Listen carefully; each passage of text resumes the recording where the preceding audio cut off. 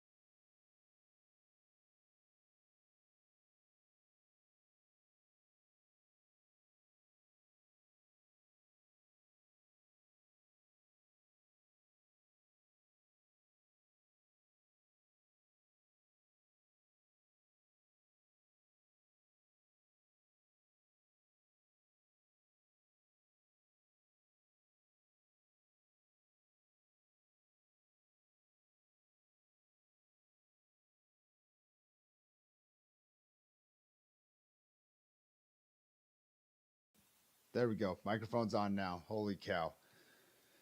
Holy cow. All right. Hey, this is USB. Thank you for joining us here at Unaffiliated Sports Broadcast. We're doing something a little bit different here. As you can see, if you're looking at the screen, we've got a new co-host, and I hope you guys are excited.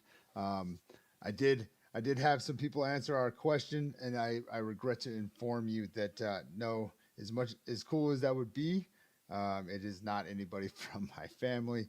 But I think you're gonna like it. The individual we got joining us, he's familiar with Tooele County sports for sure, especially the basketball programs. He's been around several of the schools.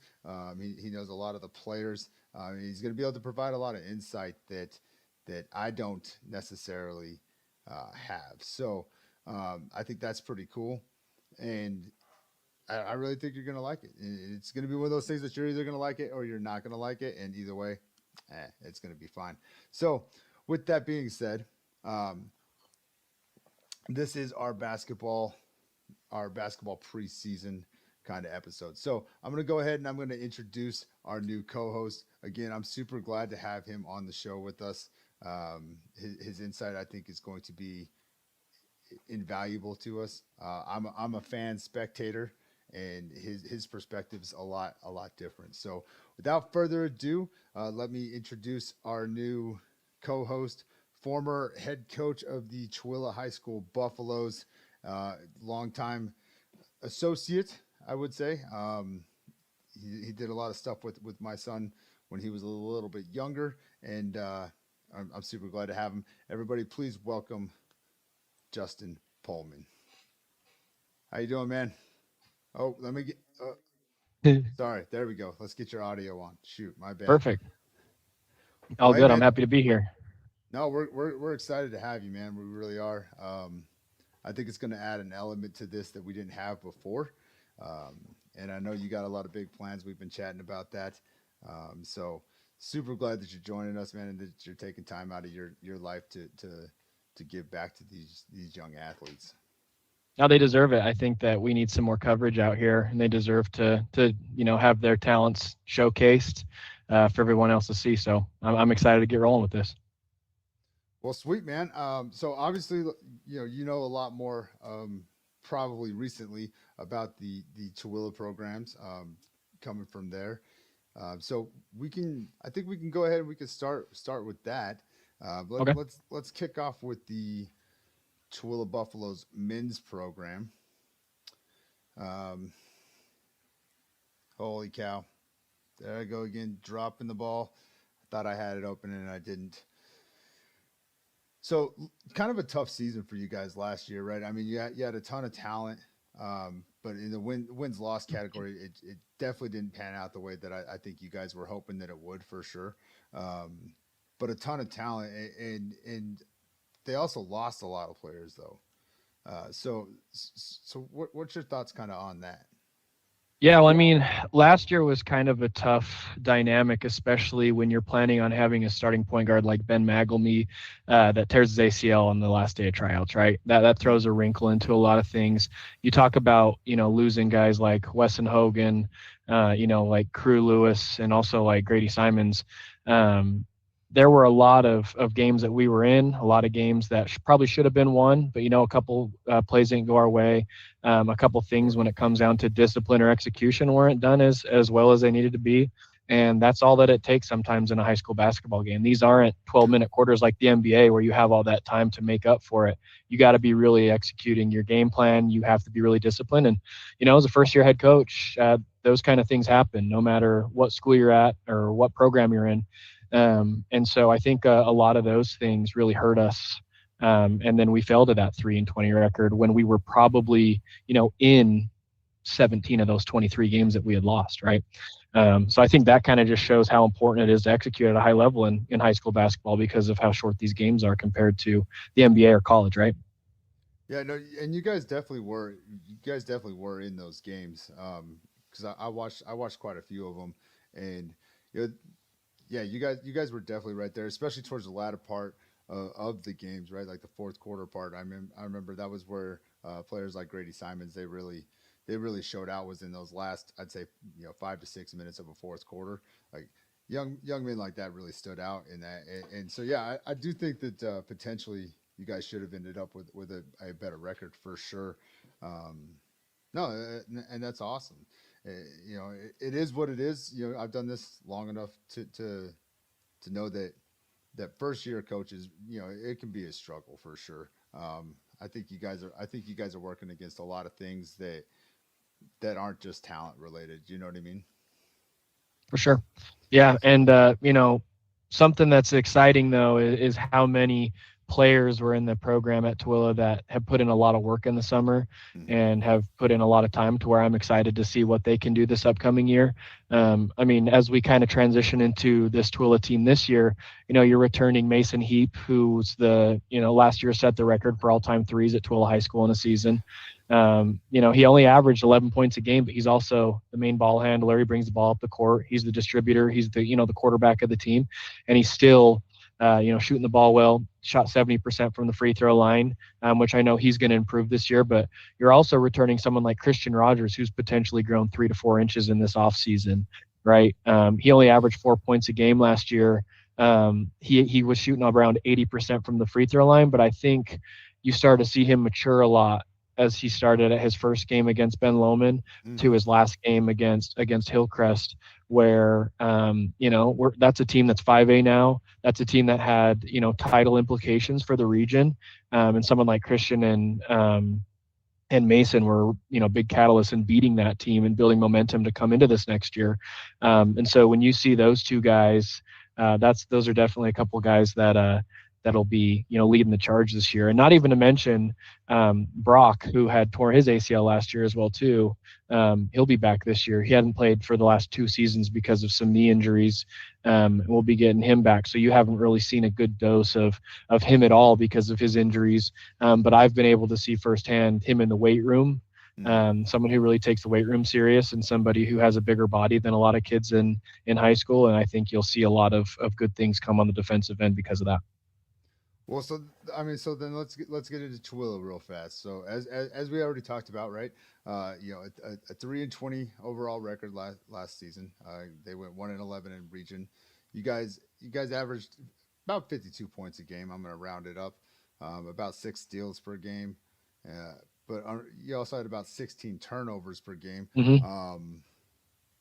The adjusted field goal percentage for the team was 45%. You guys shot 27% from three. You already mentioned that. Mason Heap was dropping them. 64% from the free throw line. They ended with 399 offensive rebounds, 130 steals, 32 blocks, 300 turnovers, and 319 fouls. So we already kind of looked at the potential returners, right? Mason Heap, seriously, that young man could shoot that three ball. He went 33% last year overall. I think it was 64 or something like that, 64 Yeah, around attempts. that. Hmm. And then he shot 70% from free throws. He averaged about 11 points a game. And then Christian Rogers, like you already talked about, he was pretty young last year. Well, and He's he was sick. He had a big case of the whooping cough, which a lot of people don't know, and oh, so he had lost a lot of weight. And he was, I mean, you remember watching him mhm. last year. He was pretty thin, and Yeah, he's he was put a on a string lot of bean. weight. Yeah, he's put on a lot of weight this offseason, and he's able to flush that ball a lot easier than he was last year as well too. No, that makes a lot of sense. I mean, because yeah, that was probably the biggest thing you probably noticed about the young man was that he definitely had the height, but he was pretty thin last year. So yeah, I don't look at his 4 points per game as being anything to be concerned about. I think that had a lot to just do with his age, Hmm. being young, and obviously like you were just saying, being sick. But he shot pretty good from the 3 point and free throw line. Looks like he was 21% from three, about 78% from the free throw line. So that's definitely promising. Absolutely, his size and strength are going to help him score inside more this year as well too. I would be. I think it would be pretty. We can expect him to average anywhere from the 12 to 18 point range this year. I would assume in the points per game.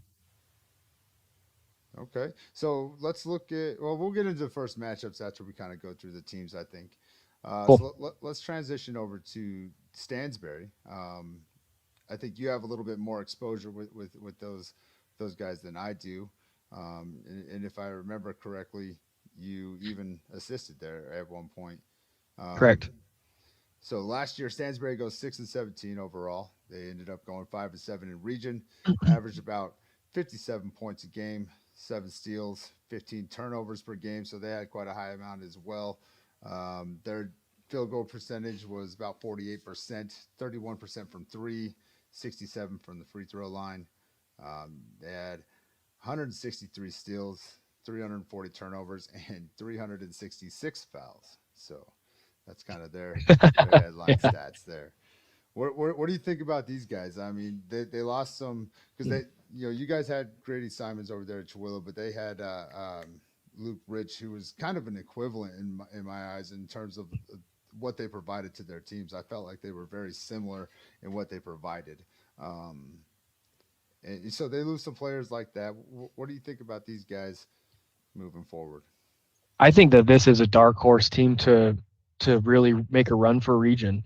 I know that when Coach Dastrup had started, his goal was to put that first region championship up in the gym because Stansbury has yet to win one in the since their school has been a thing, right? And just to see the transformation in work ethic, attitude, and just execution and discipline since Coach Dastrup has been there has been phenomenal, right? And now you're returning uh, Tegan Johnson, Porter Hinton, right? And you're returning a lot of these guys that as sophomores, when I was there, almost went undefeated through their sophomore year. They're Mm-hmm. dominating everybody. They're dominating the Cottonwoods, the Hillcrests, even the Murrays, right? When a lot of other teams are really struggling with that, and it helps when you got a guy like Tegan Johnson, who's probably a modest 6'9", right? Yep. Who can now drop step dunk. He's strong. He's not a thin No. big. He's a thick boy, right? And so Tegan will get you. I mean, I've played against him. I've taken an elbow to the side of the head from Tegan. You feel that for a few days, right? And so I really think that this Stansbury team is going to be really good. I'm really excited to see what they're going to do under Coach Dastrup this year. Yeah, no, I'm definitely keeping my eye on Porter Hinton.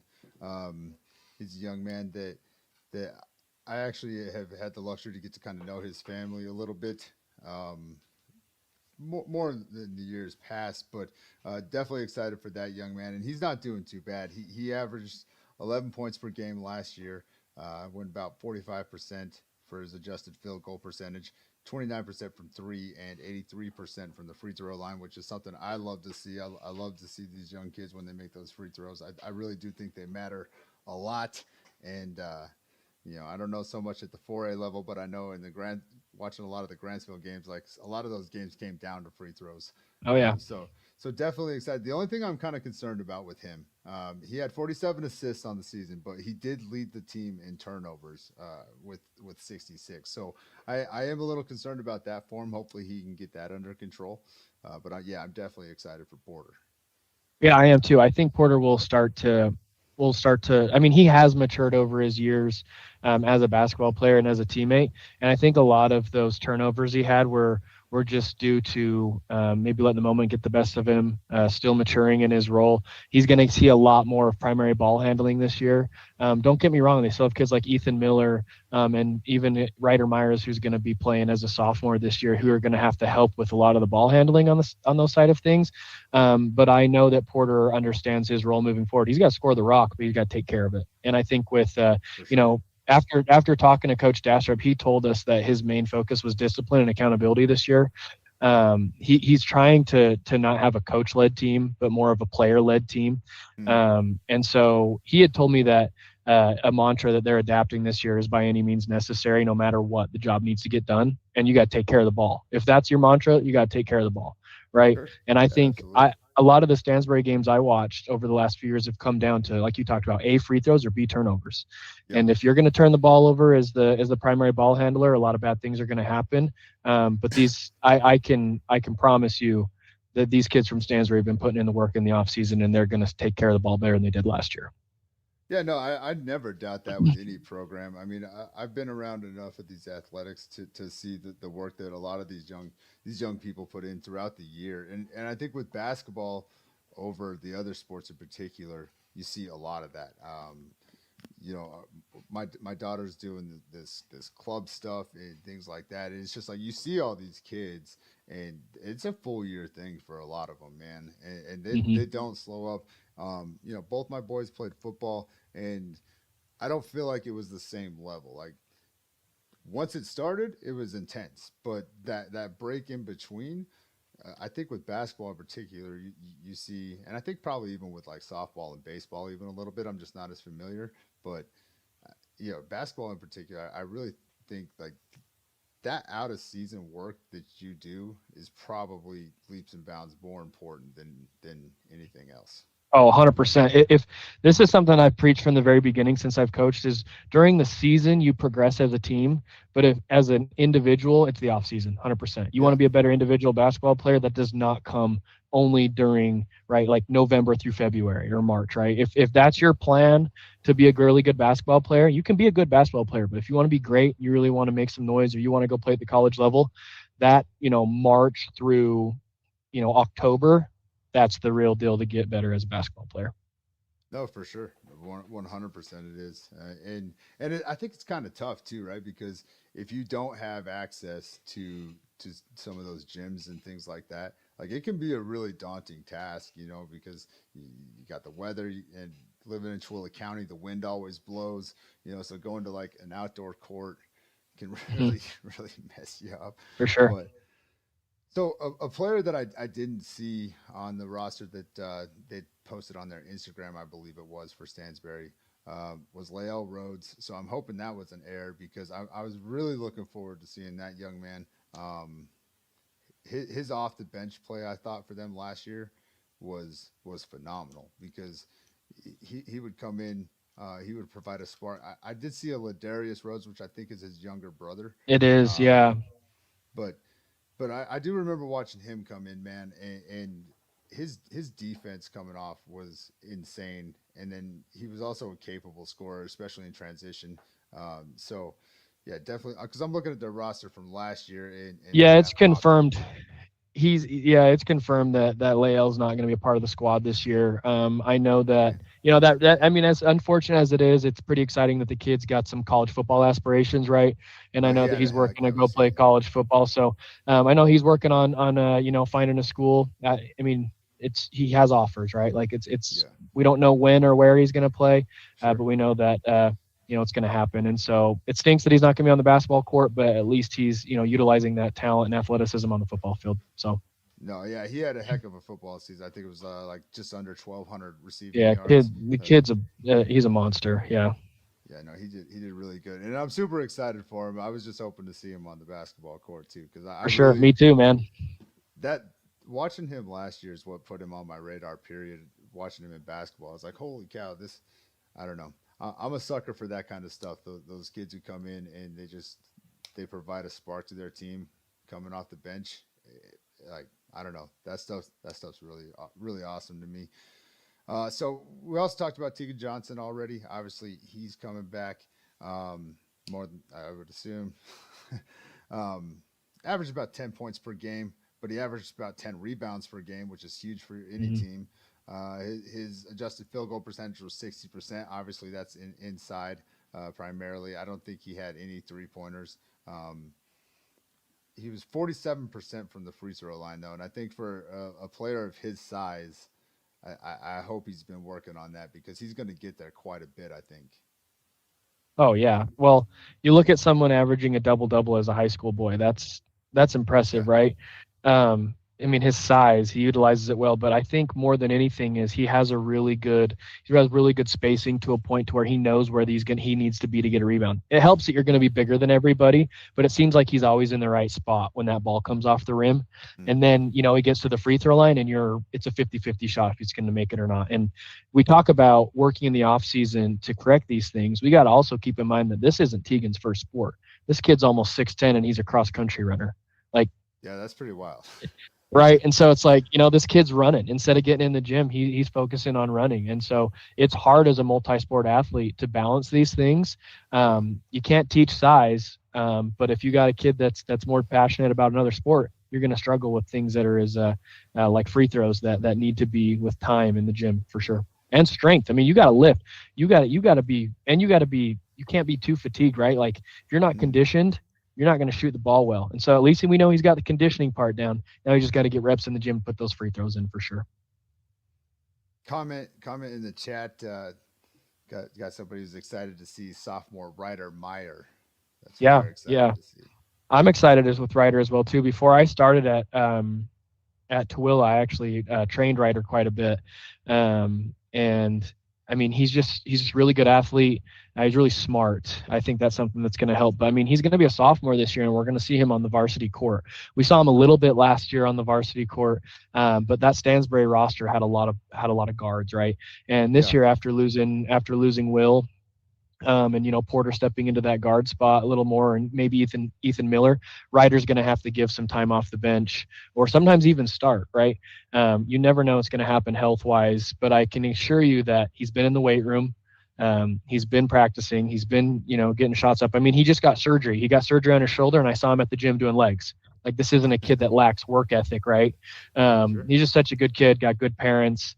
Just good mindset. I'm super excited. Not only see what he's going to do this upcoming year, this kid's got 3 more years of high school basketball ready to go. Like that, how exciting is that, right? No, for sure. It's kind of like the Christian Rogers aspect, right? I mean, like you just get excited for that stuff when you see somebody with a ton of talent right out the gate like that. I mean, you really get excited for it.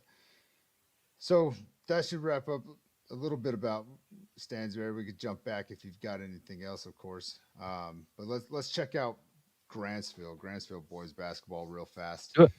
So they went 11-13 overall last year, so a pretty good season for them. Unfortunately they only went 3-7 in region though, so that's kind of tough. About 51 points per game was their average, 9 steals per game, about 12 turnovers per game. They shot about 48% from the field, 30% from 3-point, 67% from the free throw line, 246 turnovers and about 250 fouls. But they lose, in my opinion, they lost some pretty valuable pieces. For sure. But I'm not really that concerned about that because I do have faith in the guys that are coming back for sure, 100%. So, but they did lose a heck of a guard in Bryson Roberts. That young man was phenomenal at just stealing the breath away from the other team. That part of his game was absolutely fantastic to see. And then you had an impressive outside shooter in Cam Killian. And his defense really stepped up, I think, this last year in comparison, in my opinion. So they do lose some key ones. What do you think about these guys? Where do you think they're going to gonna land? Yeah, I think before we kind of get into where they're going to land, we also have to talk about losing somebody like Dennis Castino from last year. We coached him. I mean, I coached Dennis as a freshman, and obviously this is, he's graduated, he's moving on, but he's probably the definition of the stat sheet doesn't show your contribution to a game, right? Mm-hmm. I think he was the heartbeat of that team last year, and I think losing Dennis is going to be tough coming from a defensive standpoint and also from a ball handling standpoint. And then you talk about losing Bryson from a scoring standpoint, and then someone like Cam Killian from the outside shooting perspective. But now you have a freak of an athlete like Dresden Jensen who's going to be able to. I mean, Grantsville High School is going to see a lot of highlight plays this year. They're going to see some dunks. They're going to see some putback dunks. They're going to see some drop step dunks. I mean, this kid can fly, and this kid's really talented, right? When it comes down to where Grantsville is going to be, it depends on how well they're going to be on the defensive glass, but I think also just on the defensive end in general. You lose someone like Dennis Castano, who is a lockdown defender, who's going to guard the best player on the other team. Who's going to do that this year? I agree with you 1,000. Dennis the Menace is my spirit animal, man. I love that kid. I love that kid, man. I agree with that 100%. In terms of the defensive rebounds, though, I think that they're going to be okay because you get players like Jackson Jensen, for instance, right? He's not as big as Dresden by any means, but he's a pretty good sized kid. He's a pretty good size. He really bulked up, I think, for this football season too, and he played a lot of valuable minutes for him in the JV game, and JV games in particular. So I think with his size, if he's implemented more into the role, and that's again assuming that he's returning, of course, I think that's an added benefit there. I know Coulter Dong's a pretty good sized kid, so those down low players that they potentially have, I think rebound perspective, I think that they're actually going to be okay. I mean, I would think maybe offensive rebounds might be where they might struggle, but defensively, I think rebounding, I think they're going to be in a pretty good spot. That's just my perspective from what I saw from some of the younger players last year. I think they'll be okay. Yeah, I think that they can make a run for region. It's just you got to get over that dark horse of Morgan. I truly think that this upcoming year, Morgan High School could win a 1 through 6A state championship. I think that Morgan team coming back next year might be one of the best teams they've ever had, but that doesn't mean that this Grantsville team can't make some noise against them twice a year, right? And it's no secret that Grantsville and Morgan don't like each other. And it's kind of similar to BYU, Utah. When you see some of these rivalries, right, like Texas, Oklahoma, you don't know what's going to happen. And so I think, if you win the tip and a play or two down the road, you see Dresden Jensen jam one, you guys get a stop. I mean, when you have a rocking crowd like Grantsville, the whole entire community's out, anything can happen. And this is a team that really in a 3A level could really make some noise this year, I think. Yeah, no, those games always bring out the best, I think, I think it brings out the biggest issues that they have sometimes, right? Like you'll see some of the stuff that maybe they get in their heads type stuff, right? But the energy I think that the players bring and the fans, spectators, I think that those matchups always bring out really good. And I feel like they've played really good against them. So I'm not overly concerned about that as long as they can keep it out of their heads. You know what I mean? Yeah, I think that's the biggest thing there. From the guard perspective, I mean, I know we've got players like Cole Sparks coming back. I love that young man too. You got Jordan Fossen. I'm assuming he's going to be coming back. That dude's got wheels for days, energy for days. He's very shifty, and he's kind of got a little bit thicker too, I think, in preparation for the football season. So he's got a bit more size to him, and he's definitely not afraid to drive it in. So I think they might be not at all. They might get some of that aspect back. I don't know that they have anybody that can control the tempo of a game quite like Bryson did. And I don't know that that's necessarily a bad thing though either. So, yeah. Yeah, I also think, someone like Cole, like you talk about it, like I love that kid too. I got to know him a lot better this offseason.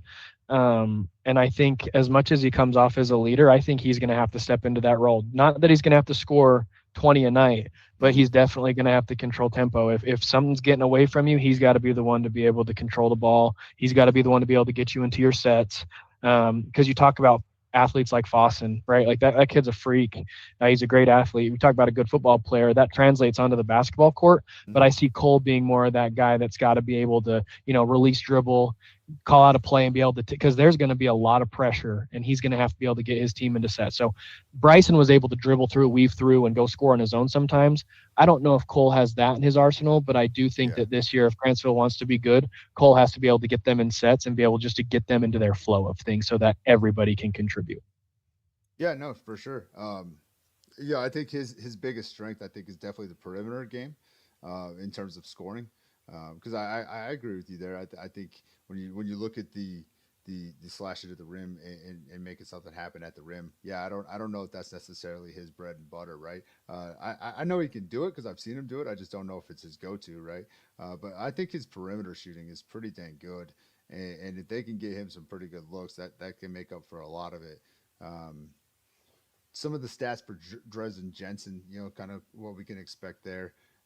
He averaged about 8 points per game, 7.5, about just under 7 rebounds per game, 58% from the field. But kind of similar to Tegan, right? He only had a 37% free throw percentage, and I feel the same way about that. I think for where those two young men play, hopefully that's something that they've been really, really working on to try to improve, because I think they're going to get a lot of opportunities there, and if they can improve that, it's going to help their teams out tremendously.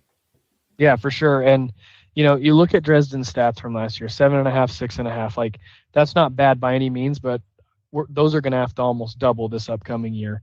And I think he's going to do it. He's been putting in the work, but part of scoring the ball, if he's shooting better than 37% from the free throw line, he's averaging over 10 a game easy. I mean, that's definitely leaving a bunch of points on the board. A few things that I've noticed from Dresden's game that I would assume he's been making some progress on are physicality, right? Like going in and being able to score through contact so that it's only one free throw instead of two when he gets to the line. But also being able to, if you're going to foul, make it a good foul. Don't let it be a slap on the wrist. Don't let it be a, shove on the back. Like go up and send a kid send a ball off the backboard or come down. I mean, I know he's not going to do anything dirty, but you can't let a kid get an and one. And so I hope his physicality and kind of the smartness with physicality is something that's going to be a little bit, of a focus this year. Yeah, that's what I was going to say. I think a lot of his issues last year, I might be out of pocket on this a little bit, but if I remember right, the biggest thing was kind of he got himself into some foul trouble. And I think that added quite a bit to probably some of those lower numbers. But even with that, though, he still led the team in rebounds with 113. But he was third in fouls with 31 overall. So a little bit of a problem there. On to Cole, another player that we kind of talked about. You're mentioning he's going to take more of that facilitator role and controller role, I think. He was 40% from the three-point line. That's incredible. It's awesome. And that was playing backup minutes, obviously. So he didn't have as many shots up there, but the ones he got up, he was 30%. So I think that's a huge lift to them if they can work that in. But and his 50% free throw was a little jaded. I don't think he got to the line all that much. Probably not. So. But yeah, so definitely excited for those guys. I'm excited for the whole team, honestly, because I think the roster that they have coming in right now allows them to do more that I don't know that they were able to do before. Because obviously you had Dennis who was really quick, really aggressive. But I think this team coming in right now, I think they can really run the floor, and I think it could be interesting. For sure. Well, and you talk about, I think, you look at someone like Dresden, like you talk about, you got Cole and you talk about someone like Boston, like Dresden, those, like, as big as Dresden is, he's just as fast. Yeah. Like I would assume Stace is going to be putting, or Coach Stace is going to be putting in some things for them to get it and move in transition. But yeah, I agree with you. I think there's a lot of upside with this Grantsville team this year. Yeah, so definitely be interesting to see what they do. Now, as for Deseret Peak boys basketball, obviously there's nothing to talk about for the last season because this is their first year program. But their head coach is Brian Detweiler, an individual that I understand you have quite the connection with. And you obviously probably know a lot more about these players than I do, being as most of them probably came from Tooele or Stansbury. I do think they might have got some from Grantsville, as we kind of talked about when we were getting ready for the show. What's your thoughts on Deseret Peak?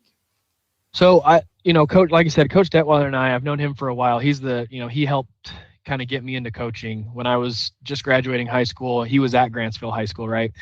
He coached a while back, and he had me come over and coach for some of the TC Elite camps. Like you see names like Tate Allred, Carter Killian, right? Some of these guys on state championship contending teams. That's where I was able to start, was just coaching them as little kids with Coach Detweiler. And so I've always loved the way he's coached. And I think part of that is he holds these kids accountable, but he does it in such a positive way. He invited me to practice the other day, just so that I could watch from a distance, right? And it was so cool for me to see that it's their second practice of the year, a new school, 3 different schools connected together. Yet, as soon as he blows his whistle and yells out a play or yells out a drill, they're on it and they're in it, right? It was really smooth. I thought, like, moving from drill to drill. I thought that they played their butts off. And it's going to be kind of a questionable year. We don't know, because we have so many different kids coming in with the first year head coach. But I freaking love Coach Detweiler. I think he's going to do awesome things. And from what I've seen this year, right, we talk about some of the guys on the roster, right? You have someone like Dorian Rodriguez and Gray Brimley, who come from Stansbury, as well as Brex Rockhill, right? I really admire kids like Dorian and Gray, because they didn't have some of their, it didn't work out for them a lot at Stansbury. A lot of kids would just have given up and would have gone other routes or done other things. But these kids have been in the gym. These kids have been working. I mean, I see Dorian playing AAU basketball all over the place. Like, you got kids that are in the gym, right? So those are some of your Stansbury transfers, right? And then you have Braxton Polson, who's going to be a sophomore this upcoming year. And this kid can shoot the lights out of a gym. I've watched him, score 7 to 10 threes just in freshman game last year. He'll be a sophomore. He's a Tooele transfer, as well as Junior Halu, who also transferred, has kind of bounced around a couple different schools from Tooele to Timpview to now back at Deseret Peak. And then you also have some of your Grantsville kids, Maddox Zimmer, Dakota Arnold, and Noah Arnold. Watching a lot of these kids, play together, I think they're doing a pretty good job of getting to know each other. I mean, you got kids like Chris Yerke and Maddox Zimmer. That could be one of your tallest starting lineups in the region, right? I mean, once some of these kids get through their 50% rule, you throw that into the post down there. You got kids that are 6'7", 6'8", 6'9", and then you have guards that can shoot. I mean, you get those in and out games working. You can beat anybody if you get those paint touch threes, right? And so, also you got to look at kids like Davis Hodge and Will Heimer as well too. That'll be contributing to this basketball team. So no seniors, young squad. But I think with a coach like Coach Detweiler, you got Coach Jack Memmott helping out. It's going to be fun, man. I'm excited to see what these kids can do. I hope that they go out with just, confidence, but also they got nothing to lose this first year. Just go have fun and play loose. You mentioned Polson from Tooele. Was that is he a little bit shorter, like a guard? Yeah. He played guard. Yeah, right? he grew a little bit. I wouldn't say grew a lot. He thinned out a little bit. Like he's starting to move in the right direction, right? Like he's growing a little bit. He's thinning out a little bit. But he's the lefty shooter that, I mean, you give him an inch of space, that kid will light you up from anywhere from NBA range to the high school range. You guys threw him in a lot of those varsity games, right? I'm thinking of the same kid. Yep, number 55 from last year. He played a handful of varsity games, and he was the catalyst of, when Tooele was losing to Park City last year. He was a big catalyst in coming and giving a spark off the bench as a freshman in his first minutes. Like, I mean, I'm really excited to see what Braxton's going to do. Yeah, no, so unfortunately, he's got to sit out half the year. Yeah, he's got a ton of potential. Because I remember seeing that when we came in, and it was like, man, who's this little guy that they're putting in, and then. But his heart is 6'10". Like that's incredible.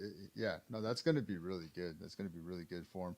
I really feel like the problems that Deseret Peak's probably going to run into, I think, is what I personally feel was the problem with their football program. Cohesion, man. Like, I mean, you've got these players from, mixed schools or whatever, and there's a cohesion between the players and the coaches as much as there's cohesion between players and players, right? And I really feel like that's where they probably struggled the most in football. I think with basketball, they've had a little bit more time to probably build some of that, obviously. So maybe it won't be as dramatic, but I do feel like that's probably going to be that on top of Yeah. like you were saying, the having to sit out half of the games as transfers. Those two things combined, I think, are going to matter way more than seniors will. You know what I'm saying? Yeah, yeah, absolutely. Yeah, So I mean, it's exciting. I hope Coach gets them going. I mean, I know Coach Sattler would get them ready to go and get them prepared for the game, but there's a lot of question marks with this team because of some of those things. I mean, you got 50% rule. They can play JV. I mean, and every one of these kids can play JV, yeah. right? Because we don't have a single senior on the team. So we'll probably have to go watch some JV games with this team so we can get a good idea of kind of what they look like as a unit until half the season comes around. Sure. Yeah, I mean that's probably going to be the telltale sign 100% for it. I'm trying to look here. Let's see. So Dakota's on that 50-50 as well. I do have some visibility with Dakota Arnold. I think he's going to be an excellent guard for them. He's got a ton of potential. He's got a ton of potential. I think that's going to be a good pickup for him moving ahead. I Yeah, don't know if he's the guy right now, but the potential is definitely there for him to be. yeah, I watched them at practice. Him and his brother, I felt like did a really good job. Um, you know, I think they do a better job of playing on 2 feet. I talked to Coach Detweiler, and I think that's something that this team needs to be really good at is playing with a good center of balance, but also playing off of 2 feet. Mm-hmm. I forgot to mention someone like Eli Overman, who's coming from Tooele as well too. He's a great football player at Deseret Peak. He's going to be an incredible basketball player because of that motor that he has. I speak of that because I coached Eli last year, and we talked about playing off 2 feet. You got kids like that that can really. I saw them get a ton of paint touches in practice. I saw them get to the paint. Now it's really important. Get to a low center of gravity with the jump stop off 2 feet. That doesn't mean you need to shoot it. That means you can pivot, pass out because they got good shooters. You can finish stronger through contact. But I think that's something that I would hope that they focus on moving forward is when they're ball handling, you're going to play players that are going to play Division I basketball in this region. I mean, there's D1 basketball players all over this region, up in Logan, and they're going to be in your grill. You need to have a low center of gravity. You need to be able to stay on balance, and when you get to a jump stop, you better be ready to have some contact and be physical. So 2 feet, low center of gravity when they dribble, and I think if they focus on that, a lot of things will start to mesh together with open threes, finishing down low.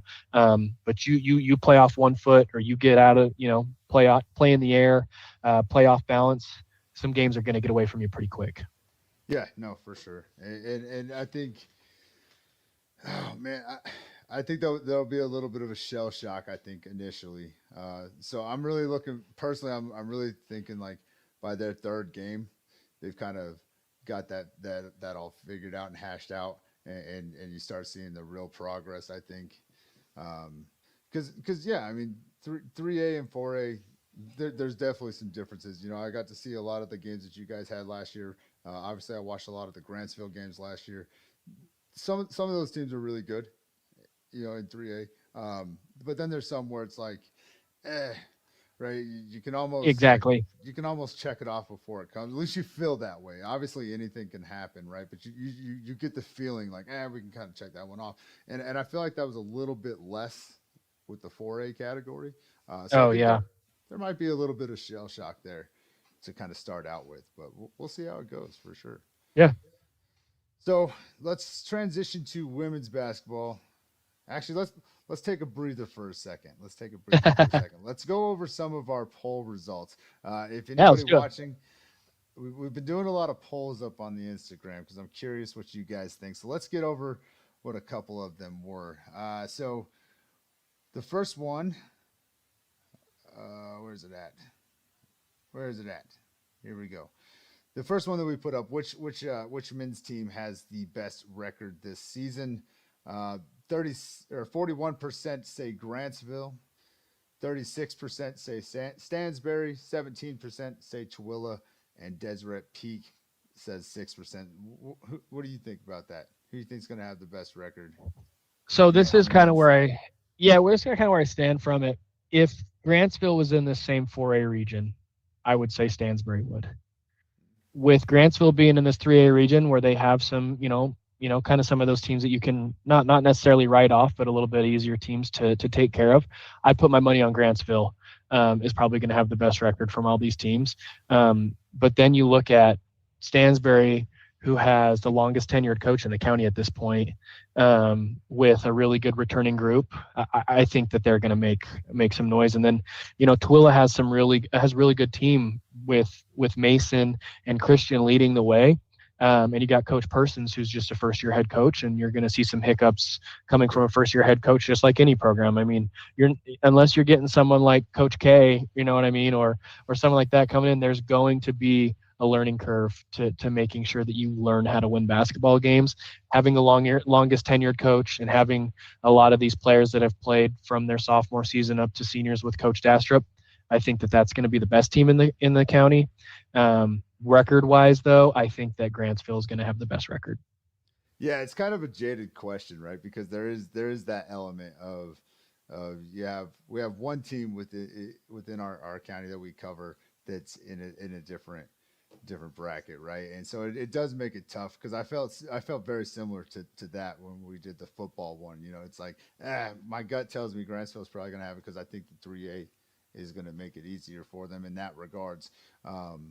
But then Stansbury came out and killed it. So those guys are, man, yeah, they surprised a lot of us. I think they did awesome. They did fantastic. They really did. So I really feel like that it's kind of a jaded question, but it definitely helped. Now, in terms of the women's category, 53% said that Grantsville ladies will have the best record. 24% for Tooele, 18% for Stansbury, and 5% for Deseret Peak. Yeah, what are your thoughts on that? This is tough, man. This is a year where there's a lot of uncertainty. Brand new school, first year head coach and Coach Cruz at Stansbury, right? A new head coach at Grantsville after losing 2 girls to go play college basketball, and then you got Tooele, who returns everybody. Mm-hmm. I'm putting my money on the Buffs. I think the Buffs are going to have the best record this year. Yeah, I personally like Tooele in this one. They did really good last year. Same thing that you're saying. They're bringing back pretty much everybody, plus or minus a few, right? I do have faith in Grantsville, but I don't know that it's going to be as dominant this first year. You know what I'm saying? Yeah, absolutely. I mean, how long was Coach Vera there for with that three-quarter court trap? Was it like 13, 14 years, something like that? Dude, just 80%, just wreaking havoc, right? Just wreaking havoc with that three-quarter court press. I mean, sure. That's so. I don't know what the focus is this upcoming year, but I would hope that there's something along those lines that those Grantsville girls already know when it comes to that press. Yeah, no, for sure. And I don't know if the new coach is planning to run anything similar to that. I do have confidence in him. I've got the chance to kind of know him over the summer. I do think he's going to be a really good coach, but I think it's going to be different enough that maybe they run into a few more hiccups than they're accustomed to. So, yeah, I do like Tooele in this one too. I was a little shocked by that poll. I was a little shocked. Well, how can you not say Grantsville after the history that they've put through? You know what I mean? It's hard to not say Grantsville in that. And I still think, like you said, they're still going to be solid. But I think Tooele is going to turn a lot of heads this year. Yeah, I'm super excited for them. All right, let's see. Why can't I see it? Here we go. It's not there. Oh, there we go. All right. So the next questions that we had: which men's team has the best 3-point percentage this season? Ooh. The mob vote. 43% said Grantsville, 28% said Stansbury, 24% said Tooele, and 5% said Deseret Peak. Okay. Man, this is tough. This one's a really hard one. I'm going to have to put my money on the Stallions. I think that the Stallions are going to shoot the ball. This is the third year in Coach Dastrup's offense. They're going to have a lot of set shots from paint touch threes. When I was coaching with Tooele, we played against them in the summer. They worked us, and I don't know how much it had to do with more or less talent. I think it had to do with just efficiency, just with executing discipline. Like, I think that they're going to have. I think they're going to have the best 3-point percentage just because they're going to have the most set shots. They're going to have better looks. If that's fair. Sure. Better designed shots. Yeah, no, Exactly. that makes sense. Yeah, I don't know. I mean, Mason's nasty, man. Yeah, he's a flamethrower. Don't sleep on Heat, man. And I don't know. I mean, I know he had a pretty good supporting cast last year that made it a lot easier for him. I don't know if he's going to have that same level of supporting cast this year. So maybe it's a little tougher, but I don't know. That dude alone might be able to break it. He's nasty. For sure. I mean, but you also think that someone we didn't talk about too is Gus, right? Gus Pater. Like, sure. He's a quarterback at Tooele. He's a big kid. In the summer, he had a highlight dunk. Like, he can rebound. So I hope that Christian and Gus and even Luke Hogan with his big body, even someone like Logan Emifo who's coming up, get on the offensive glass and kick it out to someone for some more set shots. Because if you give Mason a spot up three, you can almost count it as a made bucket. Yeah, no, he's pretty impressive for sure. For the women's, same question, the 3-point percentage. 57% said Grantsville, 26% said Tooele, 11% for Stansbury, and 6% for Deseret Peak. This is also a tough question, man, because there's so many question marks with Stansbury and Deseret Peak, just because a lot of people graduated with Stansbury. Deseret Peak's a new school, and even with Grantsville, I think it's just easy to think about, Kennedy Searle shooting the ball for Tooele, right? I think it's easy to think about Hallie shooting the ball and even someone like Berkeley who can shoot the ball. Like, I just think that Tooele is going to be able to shoot the ball a little bit better than everybody else. And just because it's also another thing, I don't know how long Coach Bonner's been there for, but it's definitely the longest tenure at this point in the county. They know what their plan is. I just hope that they're good looks. I've seen them force a lot of threes, right? And I think if they can really get more selective shots, I think that they'll have the best 3-point percentage by quite a large margin. Sure. Yeah, and I'll kind of touch on this when we get into the girls stuff. But yeah, the biggest thing that I noticed watching a lot of their games was they would end up in situations where they were shooting up a lot of fatigue shots, I think. And I definitely believe in the latter part of the season they improved on that tremendously. But I do know early on that was one of the big things that I kind of took away from some of their games. I don't know if I'm trying to think. I mean, I know Camry could shoot. I know Sadie could shoot, but I don't know that it's like their go-to, right? So I don't really know if that's going to be a point of emphasis. Yeah, they might score inside this year a lot. Yeah, and I'm trying to think because I mean, Emmy Butler I think she made a couple last year as well. Yeah, I don't know, man. I just don't know if it's going to be a point of emphasis. So I think Tooele might take this one. For sure. It looks like Emmy hit 18 threes last year. Sadie hit a couple. Cameron hit a few, but granted, that was a senior heavy team last year. So who knows? Sure. I can see Emmy shooting a lot of threes. I didn't realize that she had made 18. She averaged just under a 3 a game. So I bet we see her throw a few more up this year. Well, I mean, that's assuming that it works out with the offensive set, though, right? So, I mean, it worked out in the offensive set last year a little bit better, maybe. I don't know. We'll see. But I could see Tooele taking it, though. They seem to be a little bit more heavy on the 3-point shooting. For sure. Our next question was, which team will have the best student section? Now, this is pretty interesting because you got to travel around as a coach. Yeah. Right? 50% said Grantsville, 22% said Stansbury, 15% said Tooele, 13% said Deseret Peak. What do you think about that from a coach? It's not fair. It's not fair with Deseret Peak right now because they don't have a whole senior class, sure. right? So that obviously they're probably not going to be in the mix with this yet. I think in the future they'll have a lot more. I think they have a lot of pride right now, but I think in the future they'll have more bodies. Sure. I don't know. Stansbury was hit or miss when we were there, but I felt like it was pretty consistent with Tooele and Grantsville being neck and neck. I might have to give the edge to Grantsville. The whole community comes out. I mean, if there's a game on a Tuesday night, everybody in Grantsville's there, right? I would probably, yeah, I know, right? I think I would probably give the edge to Grantsville, but I would say Tooele is just right there, man. Like Tooele has really good support, and their students really come and they're very loud.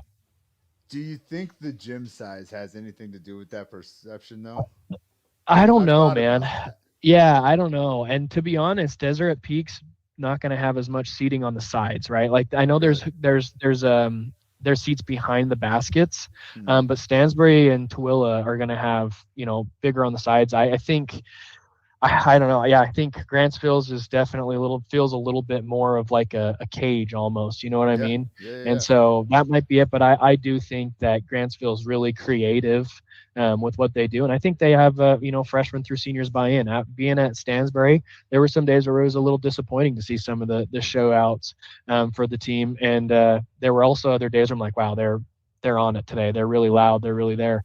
But I think it's going to be Tooele or Grantsville, and I'd probably give the edge to Grantsville. Okay. Okay. We'll do one more, then we'll move on here. We'll move on here. Let's see.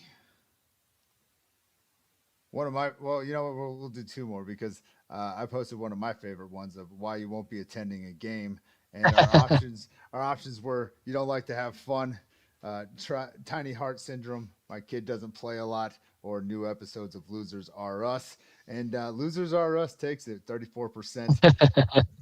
I don't like to have fun with 33%. And then interestingly enough, my kid doesn't play enough. But see, I get to see who oh, and you do too, right?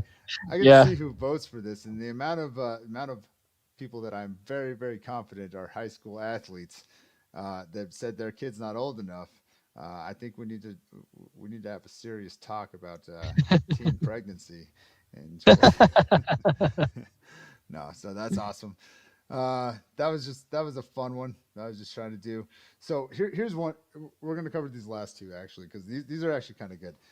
Which men's team gets the first technical foul? oh Right man. now, right now we've got Stansbury leading, or well, right now it's over with. We got Stansbury leading with 34%.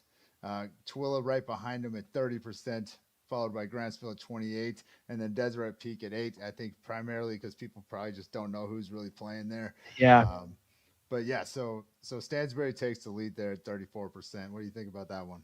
So it depends on what we're talking about. Are we talking about coach, players, or both? I wanted to ask coach, but with there being several changes, I was like, nobody really knows anything about Coach Boydston out in Grantsville, which For is the sure. girls anyways, and we're talking about men. So sorry, but either way, like with the changes, I was like, nobody really knows the coaches all that well. So Man, let's just stick with teams. good, because if I was still at Tooele, I would put Tooele at number one because I Yeah, promise you I'd get the you'd have a first technical of the preseason year. one. Yeah, Yeah, you would that's already right. have one. Yeah, that's right. It's somehow I just come in with a free one. But if I'm thinking about these kids, I know, and I know most of these kids. I'd probably say Stansbury as well too. You got kids like Porter and Ethan Miller that aren't scared to let a referee know how they feel, and I think that one of them might let their emotions get the best of them, and they might do it. My So money's on that's Porter. Yeah, yeah. I was my gonna money's say on I've Porter. I've I've coached Porter's game. I've had to grab him by the jersey and pull him away, but it's hard not to love that because he just cares so much, right? So I'm gonna put my money on Stansbury. Boys are gonna be the first ones to get teed up, and Coach Dastrup has very little tolerance for those things too. So I'd like to see how Coach Dastrup handles that as well. I got Jackson Jensen getting the first one for Grantsville. Okay. Yeah, he's a competitor, man. He's a competitor, and he's not afraid to back his team up, and I think that gets him in some trouble sometimes. So I think, I got him getting the first one for Grantsville. I think, assuming he sees more of a starting role this year. That's my assumption. Um, so if that's the case, I got him. If not, I could definitely see Dresden getting it. Yeah, But that's fair. in Tooele, though, I mean, You got Mason. He'll talk. That kid Mason, talks. he's a quiet talker, isn't he? I can see That's it. why it almost even makes you more mad Yeah, because yeah. he because He he walks says, by and says something under his "Yeah, breath, doesn't he? Yeah. yep." I'm putting my money on Mason as well. I don't know if Christian might as well too. The more and more he gets involved, the more and more I can see it. But I think I don't know. I don't know. I think I'd have to say Mason's going to be the one to get the first tee at Tooele. And we're not encouraging this, by the way, anybody. We don't want you to get technicals. Absolutely Don't go not. out there and do this. But I know you guys. Like I've coached almost every one of you kids in this whole county, man. I know you guys. So No, it's a uh, byproduct of the game. I mean, you get heated, man. It is what it is, and it happens, you know. But yeah, no, definitely not encouraging it. You know, you don't want to hurt your team or anything like that. right, This is just friendly banter, you right. know. So Same question for the women's.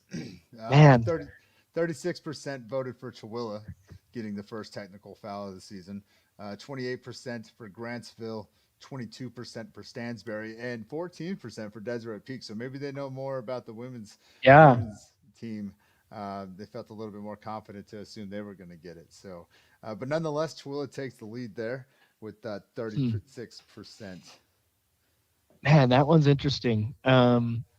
I feel like these girls are so much more respectful. You know what I mean? I feel like these girls are so much have a little bit more control over the things they say and their emotions. But man, this one's really hard for me. I know I've coached Paisley Wall in softball, and she's a vocal girl. I could see her getting one. She's talking to another girl, not even the ref. Just she's energetic. So I mean, I'd probably have to go with Tooele as well too.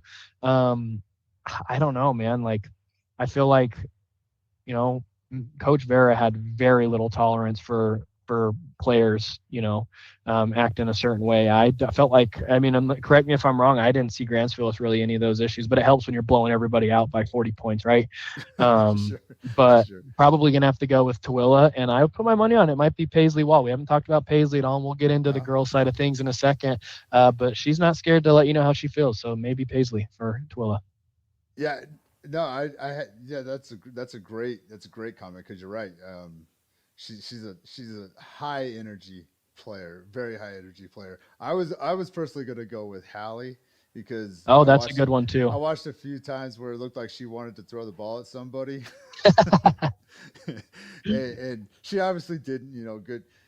Good control there and everything. So that was going to be my guess. No, I think. I don't know. I think you might see one early out of Grantsville, I think, but we'll see. I don't really have a solid reason to think that. I think it's just going to be a difference in mentality this year. That I'm not saying it's good or bad, right, or better or worse. I just think it's going to be different, and I could see some of what I've been able to observe over the summer. I could see some of that rubbing off a little bit. So it might be Grantsville. I just couldn't tell you who. That'd be the hard one there. Stansbury, I think, I don't know. Maybe frustration, because they struggled a little bit, but I don't know. We'll see. They got a new coach too, so it's hard to say. So I think I'm with you. I got Tooele on that one. Tooele's gonna get it. Okay. All right, so moving on into girls basketball then, since we're doing those polling questions. I had it pulled up and then I closed everything down like an idiot. Here we go. Let's go ahead and start out with Tooele. Okay. Tied for region last year. Did a fantastic job. This is boys basketball here. Goodness gracious! I thought I had it pulled up and I didn't. My bad. But I do know that they tied for region last year, if I'm not mistaken. Very good job last year. A 2 or a 3, I can't remember. But nonetheless, they tied for region last year. They really, I think, showcased what they could be, and as we already kind of alluded to, moving into this, right? They're returning a ton of players that were very, very big contributors, to their program. What do you think about them so far? I think Tooele is going to be really good. This is going to be one of the best Tooele high school girls basketball teams that we've ever seen. Granted, Tooele has been very notorious over the 100 years that they've, been a thing. But I mean, you think about someone like Kennedy Searle. We talk about it. We've gone to the gym at 5 a.m. and seen her there getting shots up, right? We talk about someone like Hallie Hogan, who is a flamethrower, right? She can get hot at any time. You talk about someone even like Macy Guston, who's just an incredible athlete, right? She's a 3-sport athlete. Obviously, she didn't play softball last year. She's an incredible softball player. She's a really good soccer player, and she's a really great basketball player, really good defender. And then we didn't even get into, Camilla Laura, right? I mean, this girl has real potential I think, to play Division I basketball. I think that she's got all the right keys to it. you just look at everything. You got Lindsay Zaleski coming back. You got Paisley, who will probably contribute more this year. Jaylee Thomas will probably contribute more this year, and even someone who can shoot the ball like Berkeley McClaws, right? I just named players that all contributed last year that are coming back. I think they're going to be really good. I think the only downside to the season is the fact that they have to be in a region with Ridgeline, right? I think that's really the only downside. But even then, Coach Bonner's got these girls ready to go. They're confident. I've seen the way they do things. I think they're going to be really, really, really good. No, for sure, 100%. I mean, their top 5 in points all look like they're potential returners, right? If what, they have like 3 seniors tops last year. So Forgive me if I'm wrong, but I know Ayana So was a senior last year, and I think that they had a foreign exchange student. Forgive me if I'm wrong. Maybe Tiffin was her name. I think she might have graduated, but other than that, everyone's returning, to my knowledge. Yeah, Forrester Yep. Legal, I think. Yep. Yeah, so like that's crazy. And that Right. that was a huge part of the success for Grantsville, if I'm not mistaken, was that they had that, not this last year, but the year before, they had a whole bunch of younger players, and then they were all seniors this last year. And I mean, obviously, like that program, we'll get to them in a second, but like they had a history of multiple wins, but that was kind of like a big contributing factor, I think. And I feel like Tooele is really poised to have a very similar situation with just because the amount of returning players, and players like Camilla Laura, who just progressively got better throughout the season, right? I mean, Kennedy Searle stood out right away. Hallie Hogan stood out right away. Gustin and McClaws, you kind of saw their role playing capabilities as the season progressed. But Camilla Laura, I think, probably made the biggest jump throughout the season. Yeah, absolutely. And the fact that they're coming back is absolutely crazy. Right. Absolutely. Yeah. It's going to be awesome. And I think something that's really important, we talked about the previous Grantsville girls team. They found a way to win, and they knew that they were confident in winning. And I think this Tooele team, from winning 16 games last year, they know how to win. They know how to figure out ways to win. They know how to come from behind. They know how to blow teams out. Like, they know how to win, and they're better than they were last year. So when it comes down to some of these, 1 or 2 possession games, when you have a minute left or 30 seconds left, I'm going to give the edge to a team like Tooele that knows how to win. And so I think that we're going to see a really good Tooele team. I mean, when we're talking stats, I have their stats up right now. You have Kennedy returning with 13 points. She averaged just under 2 threes a game, 6.5 rebounds. I mean, she's averaging, an assist, a steal, a block, right? Like, and then we're not even into Hallie Hogan, who averages 10 points a game, and Macy Gustin, who's super consistent with 8 points, almost 5 rebounds, and 2 steals. I mean, you average over 2 steals a game. Between Hallie, Kennedy, and Macy, you're averaging 6 steals a game, right? And that's not even to mention someone like Lindsay, Camilla, and Berkeley, who are both averaging over a steal a game as well, too. So we talk about their offensive side of game. We haven't even touched on how good at defenders these girls are, right? I'm just really excited to watch these girls play. I think Coach Bonner does a really good job. And Coach Bonner's not scared to get after these girls. And I think they take that very well, and they respond very well. They're all on the same page. I think they're going to make some noise this year for sure. Yeah, no, I'm super excited to see, particularly Hallie Hogan. I think she does a very good job controlling the tempo for her team. My biggest concern with her early on last year was just her fatigue shots that I felt like she was kind of forcing late in games. But she blew me away. I knew nothing about her prior to going to the games last year, and she does a really good job of kind of facilitating and controlling for her team. So I'm really excited to see what she's going to be able to bring, because she's a capable scorer. She's pretty dang good on defense, especially in man. I feel like she does man defense very well. I'm super excited to see what she does, and if she can continue to get it into Kennedy Searle or Camilla Laura, and then Right. I'm really excited for this team. I really am. And we haven't even talked about that a PC from Stansbury has transferred to Tooele, and she'll be playing at Tooele as well too, averaging 10 points a game, 6 rebounds as well. Yeah. I mean, they have all the pieces to really make a run. I think they're going to be really good, and this upcoming Tuesday, I know we'll get into that in a sec. It's going to be pretty fun. No, it's going to be awesome. It's going to be.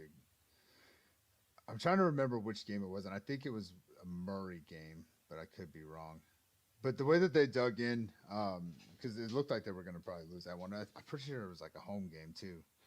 I want to make sure I got the right one, but it looked like they were potentially going to lose it, and then I don't know. Their toughness to just continue fighting, I think, is probably one of the things that impressed me the most, because I think you can look at some of their games last year, and there's a good chance that they probably shouldn't have won it, but they kept digging in and they kept fighting through it, and ended up getting the W out of it. And I think that showed a lot about what that team's like character is.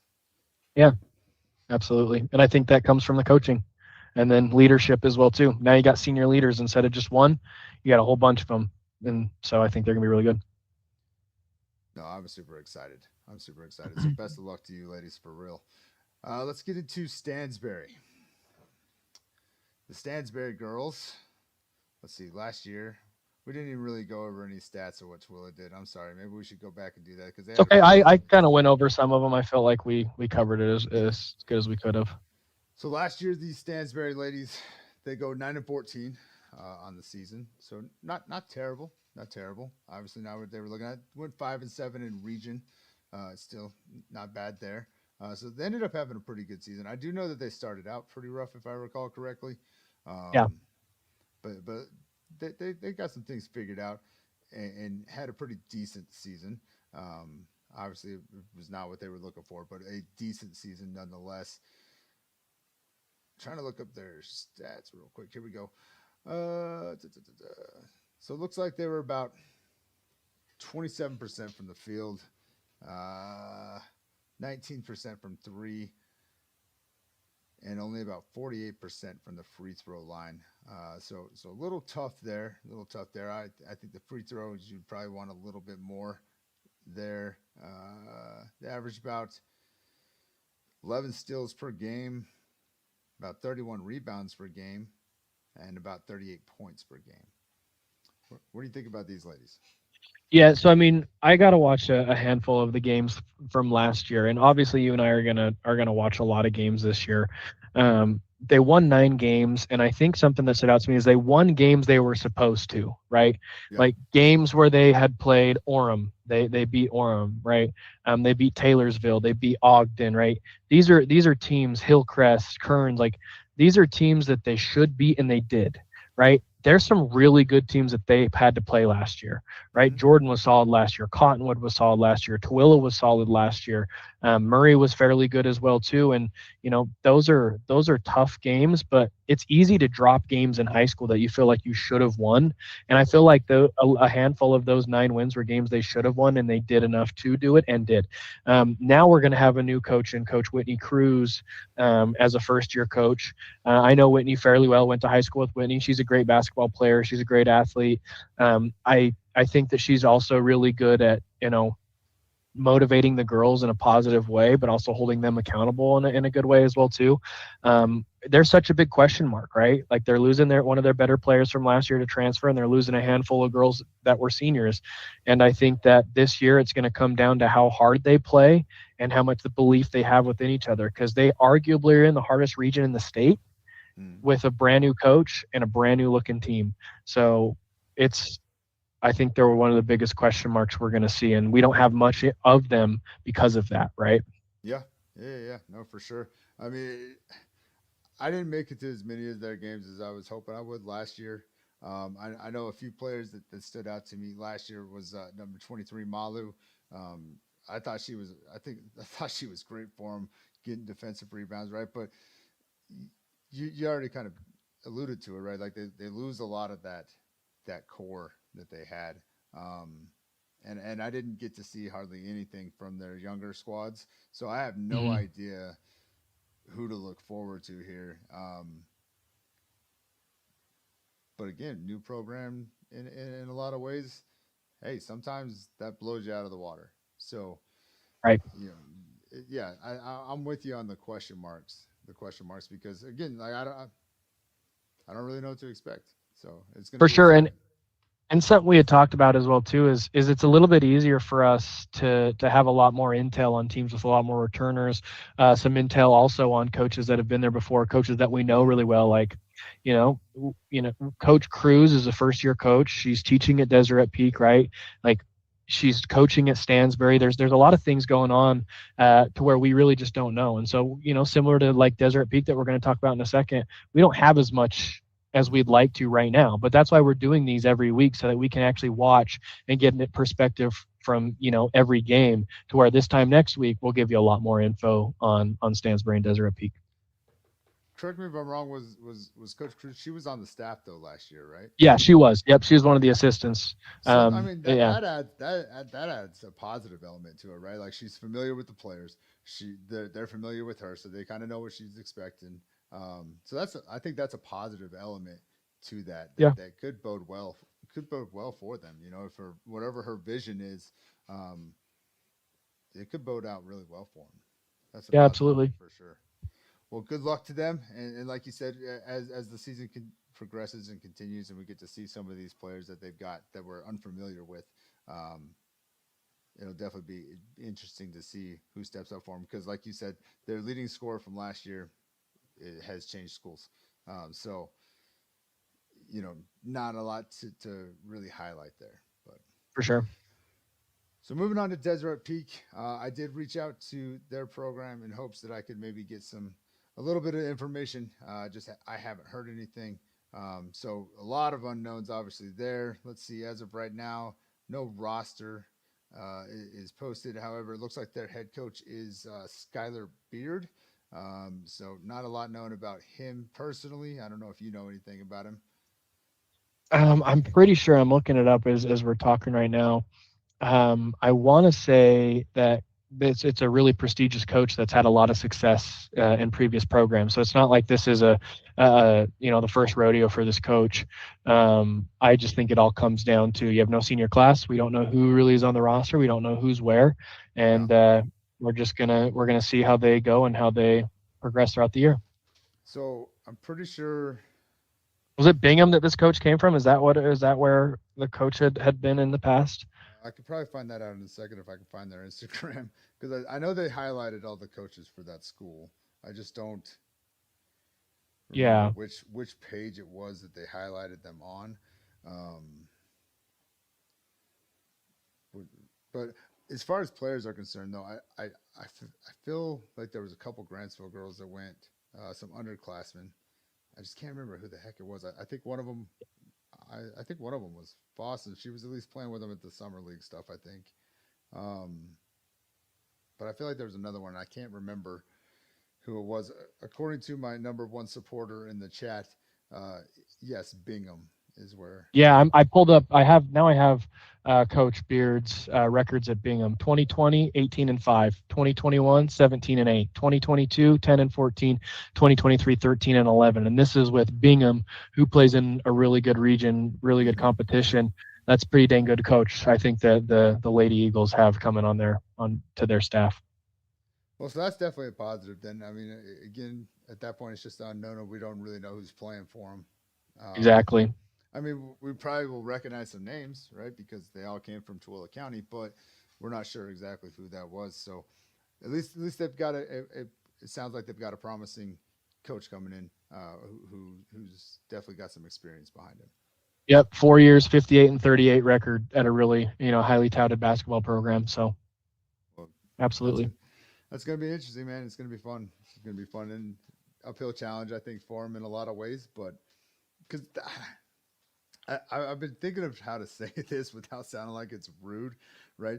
But I know, like, for Deseret Peak in particular, like, I know they got a lot of players in all their sports that were looking for opportunities that they weren't potentially going to get where they were, right? And so, like, just not a lot of in-game experience, I guess, is the best way to say it, right? For sure. And so, man, I think that's really kind of added to some of the ups and downs that they've probably had in all their programs. Yeah, well, to be completely honest, when you talk about it like that, you're going to have freshmen, sophomore, and juniors that would probably need to play in their respected sophomore, junior, or freshman, sophomore, junior games to get that experience to play at the varsity level, and they're just going to be thrown into the fire because they don't have that senior leadership yet. And I'm not going to lie, I think that's one of the best ways to learn. You just got to learn by burning. And so whether it's good or bad, just have a good attitude, play with a good execution. I don't think there's any excuse to not execute a game plan or to expect to win, but I definitely know that they should be able to go out and play loose, and so I just hope that that's the perspective that both the boys and the girls have this year. Yeah, no, I that was way better phrased than what I did. Because again, like I said, I mean, I knew what I was getting at, and I just didn't know how to say it without sounding like it was rude, right? But I know, right? I hear you.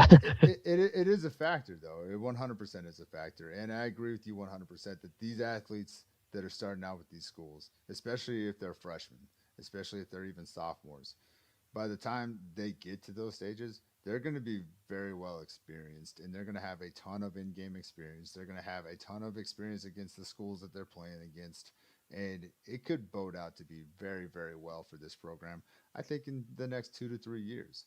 I don't know that any program is going to see a ton of success for them this year. And I think that that's a hard pill to swallow if you're a fan, right? From your perspective as a coach, right? Like, you look at it differently, but I think as a fan, because I went to some of the games, man, and like those fans, they need to just be patient. That's all I'm going to say. They need to be patient and realize that these young athletes are going to be learning a lot the next couple of years, and it's going to look really, really bad for a minute. Absolutely, it's more important to build a program than get a couple of wins within the first year or two. So, 100%. So that'll wrap up, I think, the girls' coverage. Oh wait, no. How can we forget Grantsville, man? The history of Grantsville basketball, man. We gotta dive into these girls. I think because we've bounced back and forth so many times, just talking about all the different programs. I thought we had already talked about them, but we definitely did not. We definitely did not. So while I'm pulling up their stats, because I don't have them off the top of my head, because my head's rattled with stats right now, the Grantsville Cowboys, Lady Cowboys, whatever you want to call them, their longstanding head coach stepped down after last season. Coach Megan Barrett, she is actually pursuing a college coaching, from what I understand. With Westminster, if I'm not mistaken. Congratulations to her on that. First and foremost, that's a heck of an opportunity. We wish you nothing but the best there. But she had, I think it was like an 80% win over her course, maybe even higher than 80%. I have her win-loss right here. Coach Vera was 217-84. That's absolutely insane. Pretty impressive. It's absolutely insane. So big shoes to follow, right? And they've got a new coach in Coach Chase Boydston. Again, let me pull up because he actually got back to me, but I've had the luxury to get to kind of know him over the summer, and I think it's going to be a good fit for him. I think it's just going to look a little bit different, so I could definitely see some of the fans being a little confused, maybe not confused, but concerned. But I think as a coach, I think he's going to be a really good fit for them. So hopefully everybody can just be patient, because I think it's going to look a little bit different. But here's kind of what I got back from him. So reached out to him, asked him about potential starters that he might be seeing. He said he's not sure yet. Everything in practice has been pretty competitive, and he could go with quite a few different combinations, he feels like. So he's not entirely certain on who his set starters are probably going to be, or if that might even be fluid, is what it sounds like. His goals for the season, he's got specific, or they've got specific and individual team goals, obviously, but they just really want to be competitive and get out there and set the tone and grow as a team. The players he said that we should keep an eye on moving into the season. He's got the senior Sadie Thornton, Emmy Butler, who I believe, if I'm not looking at it, I can't remember, but I can't remember if she's a junior or a senior this year, off the top of my head. But I think she's a junior. I'm pretty sure she graduates in 2027. Okay. Yeah, I can never remember that, man. But yeah, there's so many of those Butlers anyways. she's definitely proven. She's definitely proven. So no surprise there that that's somebody that he feels that we should keep an eye on. And then he's got Camry Allen, the sophomore. She didn't play a ton of varsity minutes last year, but I know she did a lot in the younger levels, and she's a heck of an athlete. So no surprise there on my part either. Those are his three players that he kind of highlighted as people we should probably keep an eye on. Matchups, I asked him what matchups he might be looking forward to, and he said honestly he was just really looking forward to a lot of them because he's heard a lot about the rivalries, the traditions, and things like that. So he's excited to just be able to experience that and be a part of it. A little bit of his background though, and this is why I think Grantsville should just be patient, right? He's not new. He's not new to this by any means. He's coached for 17 years. It has been all boys up to this point that he's coached, but he's also coached girls volleyball. He's won a state basketball championship, multiple playoff Final Four appearances. The biggest thing he's enjoyed is just working with young people and beyond the best. That's beyond the best part is what he said. Sorry, I can't read. I went to Tooele. But so he's definitely an experienced coach. So they're not getting somebody who's never been around the block before. It's just his first run. It seems like with girls basketball in particular. What are your thoughts on Grantsville so far? Now that you got a little bit of that background. So I think you kind of answered my question when you talked about what coach said the focus was this year, wanting to be competitive, right? The last few years, if we would have asked what's the focus, it would have been we want to win state championships, right? And so I think the change has gone a little bit from we've had a really good state championship caliber team. Now we're kind of rebuilding in a sense, right? With the new head coach, losing a lot of really good talent. But also that doesn't mean that this Grantsville team can't go and win a handful of games. I think especially with the region they're in and 3A that they're in, they can still beat anybody that they play. You talk about someone like Emmy Butler. She's really good at scoring down low, getting rebounds, but she also can step outside and hurt you deep. I think that this Grantsville team, it's going to come down to how well are they going to score in transition. I think that was their bread and butter last year. They would turn girls over. It seemed like every other play, right?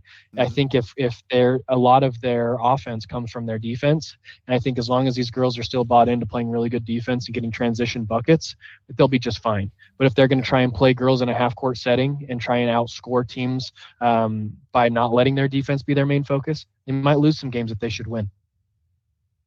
No, that's fair, and that I think that's obviously with any team, right? Like you change a system, it's going to look different, and you look at a lot of these players that they're very used to that Grantsville way because I'm helping out with the younger grades, right? And the whole focus is to try to push towards what they're doing, right? So you've got a lot of these girls that have been running this style for several years, even outside of the basketball, maybe not entirely the same, but the same premise, right? And so they're very accustomed to that. And I think if you change that up, you open the door for a few hiccups, right? Yep. So yeah, no, I could see that. I do agree with you, Emmy Butler. The biggest thing that I noticed from her last year that I was actually most impressed with, I watched a JV game, and she played a ton of minutes in that game. And she went right into the varsity game. And I thought for sure she was going to like show fatigue and like a little bit of lack of hustle and stuff like that. And she definitely didn't. I mean, I'm sure she was tired, but she definitely didn't show it. That was probably the biggest thing that I noticed from her. They lose a lot of seniors from last year. Camry Allen, I think she's going to be fine. The only thing I'd be worried about a little bit with her is size. Maybe she is rather small. But she's got really good handles. She's very quick. I don't see any issue there. Hazley Hall. That's who I meant to put in my notes. Okay. I think it's Hazley. I could have. Yep. Yeah. Dude, that girl's defense. Yeah, keep an eye on her. I think she's going to be pretty good for him. If she plays anything like she did last year, yeah, she's got. I liked her energy. She came into I can't remember what game it was, but she came into one of the games and she's got really good energy, man. She should be a junior this year, I think. Something interesting to add to that is as I was looking at the stats, Avery Allred, Bailey Louder, Cody Williams. right? We talk about losing those girls. I think no matter who it is, whether it's Hazley, right, whether it's Emmy, whether it's I think Camry was another girl we were talking about. They have to make up for 11 steals a game from those three girls. Those three girls averaged 11 steals a game, right? We can talk about Avery averaging 18 points. We can talk about Bailey averaging 16 points, but Avery averaged 4.5 steals and Bailey averaged 4 steals a game. That's how they scored a lot of their points. So no matter who it is on this Grantsville basketball team, they have to try and fill in those missing steps on when it comes to steals and transition buckets. In my opinion, that's going to be the biggest make or break for this Grantsville girls basketball team. Yeah, no, that's 100%. And I personally feel like Hall's a good candidate to fill some of that void. I don't know if she can fill the whole void. I haven't seen enough of her play, but I think she's a good candidate for a potential to fill some of that void. It sounds like it. Yeah, no, she's pretty defensively good in my opinion. Her aggression level it is controlled. It probably gets a little out of control, I'm sure, but for the most part, it's controlled, and her energy level is pretty high. I do remember that. I know that the young lady that I was thinking about that I know does a lot of work in the summer is Kensley Geipel. She does a lot of work. She should be a sophomore this year. Sweet. I have no idea what her role is going to be, but I know that young lady puts in a ton of work in the off season. So I'd keep an eye on her. Maybe, if not this year, definitely next year. But I think she's going to be good for him. So yeah, it's going to be interesting, man. It's going to be interesting because on top of the steals thing that you were talking about, right? Let's see. You're losing somebody who had in Bailey Lauder, who had 439 points but also had 184 rebounds, and then Avery Allred had 153 rebounds. Like the two of them led the team in rebounds, and they weren't even the down low players. You know what I mean? Right. So like that's some huge shoes to fill. Emmy Butler was right there though with 122. It looks like so she definitely did her part 100%. I could see Emmy averaging a double this year for sure. I think there's a good chance she might have to. Right. Yeah, for sure. And that's not a knock at any of the other players. I think like that class that they had last year was just stacked. And insane. To fill all those shoes, I think is an unrealistic thought. Yeah. You know what I mean? So yep. When I say like I feel like she's gonna have to, it's not because I don't have faith in any of the other players. I think they've got so much to make up for in that category, and that I think they're just going to have to, man. And I don't think it has to look the same either, though. And that's what I'm super curious to see is how. Yeah, me too. Absolutely. So yeah, that'll finally wrap up the girl stuff. But no, a lot of changes, a lot of returners, a lot of new players, and I think that's the most exciting part from my perspective. I love being able to find new players to be intrigued by and watch as they grow. So, and we get a lot of that this year, especially with the girls. So, definitely excited there. So let's get into the first matchups. We've covered men's, covered women's.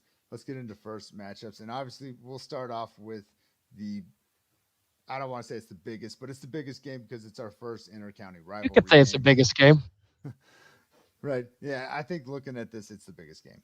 But, well, I mean, Grantsville's men's could be important for them down the road, but we'll get to that.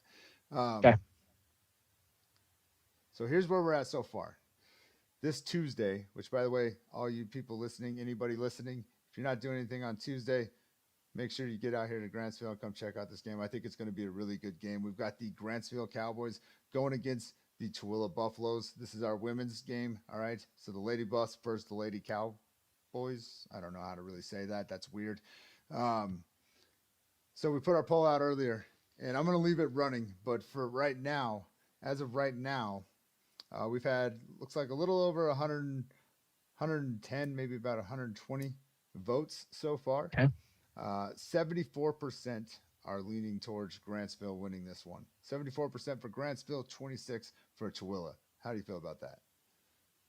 I'm probably going to be in that 26%. I think Tooele girls are gonna come in here, and I think that they're gonna. I don't know if it's considered an upset at this point. You never know the first game of the year, but I think that for everything that Grantsville's trying to replace, the biggest thing they need to replace is what is their identity. I don't know if they understand what their identity is yet, and sometimes that takes 5 or 6 games to understand. And I think Tooele found out their identity halfway through last year, and they return that same team this upcoming year. Their identity is a fast moving team that can score and can light you up, a little streaky at times. But I would say as long as Tooele takes care of the ball, right? Grantsville starts to turn Tooele over and get into that transition game. Grantsville's going to win this game, but I think that Tooele is going to do a good job of trying to slow it down, playing a half-court setting, and I think that Tooele is going to win this game on Tuesday. I don't really want to answer this one. I really don't. I really don't. Because, no, listen, I'm with you, man. I think for what we know, right, of returning players and established program, I would say I feel more confident in Tooele, right? The cohesion's out there. They're returning pretty much the same roster. I think from a program standpoint, returning players, I'm leaning towards Tooele. However, from what I've been able to kind of observe and where I think Coach Boydson's head's at, and I know that the athletic ability of a lot of the Grantsville players from a running perspective, at least, let's put it that way, is there. I could see their shots not being as crisp or their field goal percentage being lower, but I think their intensity is still going to be there. And I know that was a big factor when Tooele played them last year. And so I don't want to rule Grantsville out by any means. Right. No, not at all. I do agree with you that they may not have that part figured out yet, right, who they are. So I think if Tooele can capitalize on that, if that is the case, then I think Tooele takes it. I think it's going to be close, though. I'm thinking, I don't know, no more than 10, but I think it's going to be close. I don't think it's going to be a blowout. No matter who wins or loses, I don't think it's going to be a blowout. I think it's going to be a tough fought game defensively. Yeah, I can see that, but I can also see it going either way. I could see Tooele getting hot, Tooele getting comfortable, and actually blowing them out. But if Grantsville does a good job of not letting them get comfortable, not letting them get set shots, not letting them get paint touch threes, it can go any way. But if Grantsville's going to not put pressure on them, not going to force turnovers, and allow them to get wide open threes by sagging off, they very well could get blown out. But I would lean towards the fact that it won't happen. I lean towards the fact that it's a rivalry. It's in Grantsville. It's going to be a close game. But you better not let those Lady Buffs get hot, because once they get hot, no one's stopping them. No, yeah. If they get good looks from three, they're definitely dangerous. 100%. No, I think it's going to be a good game, man. I really do. I'm looking forward to it. I can't wait for it. I'm actually going to try to get there early so I can see some of the underclassmen games. Hopefully that all works out if my stupid job doesn't suck that day. But there we go. That's same here. Once I get off work, I'll be headed that way as well. So I don't know. I'm on the fence. I'm not going to lie. I truly believe it could go either way. So let's keep moving though. Let's get into. We'll just go in the order that they're posted here. So the Grantsville men's first game is against Union. 85% of the votes say Grantsville takes this one. 15% says Union. Any thoughts on that?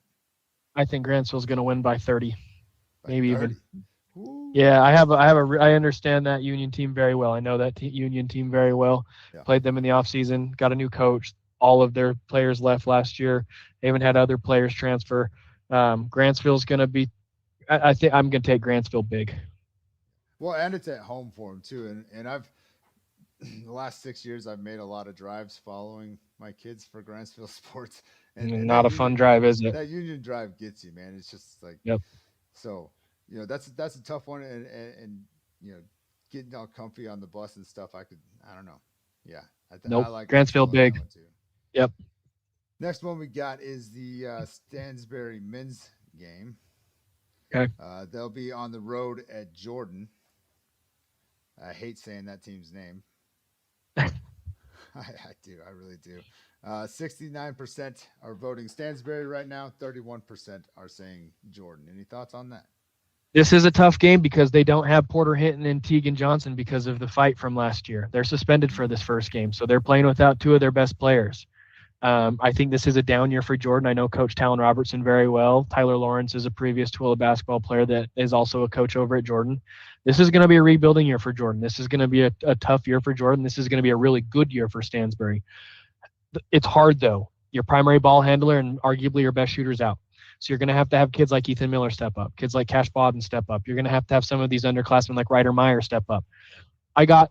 If I have Porter and I have Tegan, I got Stansbury big. Now that I don't have those two, I got Stansbury, but close. I think Stansbury's going to barely beat them, but it's going to be very close. Okay. I like it. Yeah, I forgot about that. I forgot that you told me about that. And yeah, that's an element for sure right there. So Porter Hinton might not get our first technical. He's not. That is very true. Yeah, that is very true. Gosh. Don't worry, he'll be on the court very soon. No, I'm excited for that young man. Seriously. As for the women's Stansbury Stallions, they will also be on the road against North San Pete. The poll says 76% in favor of Stansbury to 24% North San Pete. Any thoughts on that one?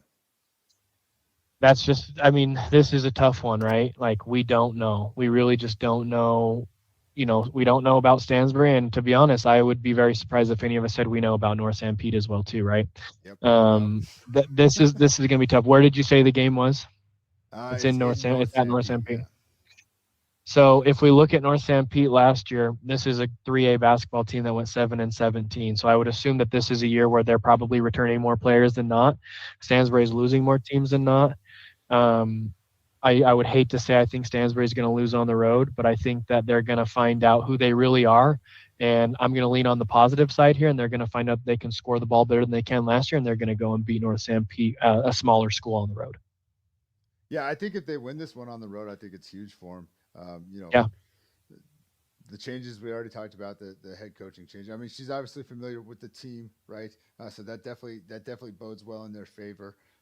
So maybe the cohesion part's a little bit better than we're maybe anticipating. But I think if they get out there and they win their first game on the road, I think it boosts a lot of their confidence, and I think it'll be a good one for them. Yeah, no, I don't know anything about North San Pete. I meant to get in and check it out, but I never got to it. So not a lot known about them, but I think for what we know about Stansbury, I think I'm just going to take the local favorite here, and I'm rooting for Stansbury. So I'm going to pick Stansbury here. Okay, I like it. Now, as for Tooele, they've got their first game. The men's team has their first game against Granger. Now, this one, I actually like this one because I don't know a ton about Granger, but I know a little bit about them. We had a young man who was a supporter of what we did last year, so we made sure to give him a shout out and stuff. And I learned a little bit about his team back then. So this one, we've got 53% are voting for Tooele, 47% for Granger. Any thoughts on that? It's hard. It's obviously these are games that I scheduled. This is a game that I scheduled at Tooele, thinking that we could go into a 5A team's house and bust them up in their own gym. It's going to come down to two things. It's going to come down to the quality shots that they take, and it's going to come down to their defensive efficiency. And part of defensive efficiency is rebounding the ball and limiting the other team to one shot. Granger's going to have a more athletic team. Tooele's going to have a more talented team. Assuming Tooele comes in here and limits them to one shot and gives up few offensive rebounds, I think I'm going to take Tooele by 5 to 15 points. Okay. No, I actually appreciated that this one was as close as it was on the polling, because Granger equally struggled. I mean, yeah, they might be 5A, but they had a really tough season last year as well. And I think that they had a team with honestly, I feel like they were a lot like Tooele was last year. They had talented players, and it just wasn't translating to the win category, right? I think you had a lot to really be excited about. It just didn't happen, right? And so it's very interesting to me that our voters were split like that. Very interesting to me. I don't know. This is tough for me because you got it. I don't know if Granger has a new head coach. I don't know. I don't We remember. obviously, yeah, no, we obviously know that Tooele does, right. Um, I don't know. I think this is a tough one for me. This is tough because I always look at the outside factors, right? And I always, and maybe I put too much stock in it. I'll be honest about that. Maybe I push too much stock in the head coaching changes. But I just feel like it's a big factor, because you're just building it. But I do like Tooele here, mainly just because I think Mason Heap's experience, I think, is going to be valuable in this game. And we're going to really see who Christian Rogers is Mm-hmm. as well. And I I, think we're going to be really happy with what we see. I think his leadership experience in this game is going to be extremely valuable because of what you guys went through last year. I Hmm. think he learned a lot from that, and I think he's going to be going into this game with several unknowns and who's going to be his supporting cast, right? I think Yeah, his leadership is going to be extremely valuable and important in this game.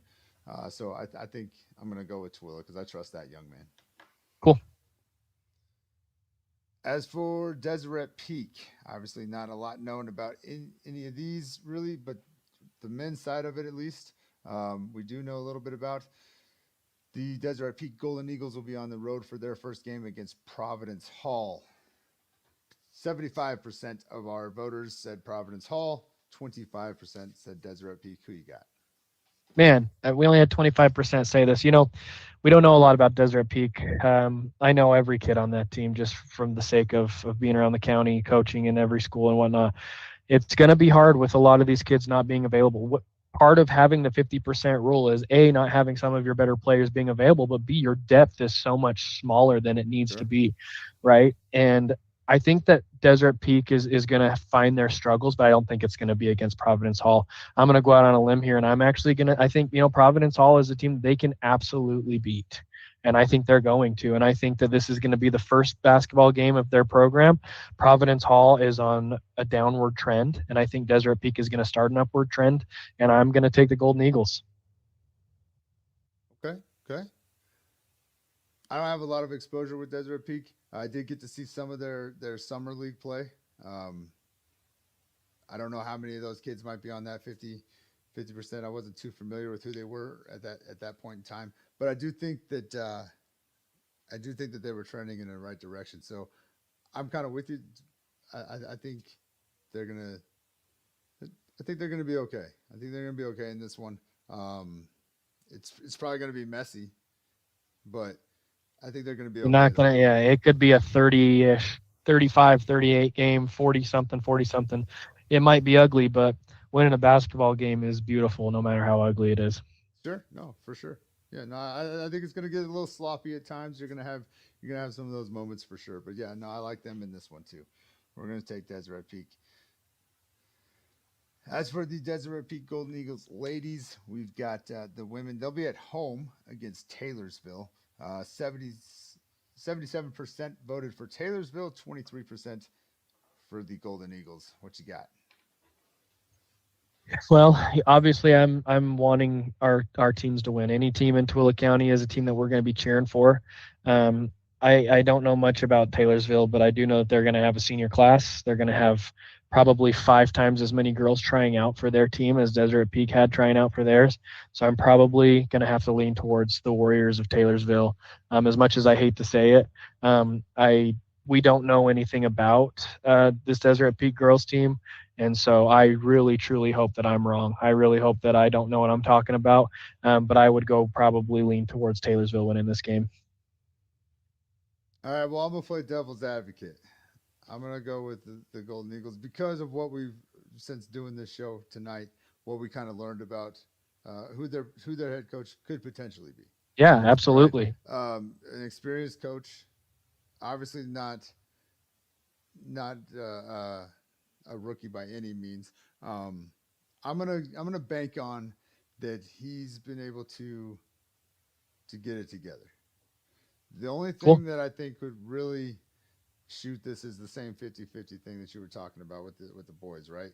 Um, if he's got promising players but they can't play, I don't know what that looks like.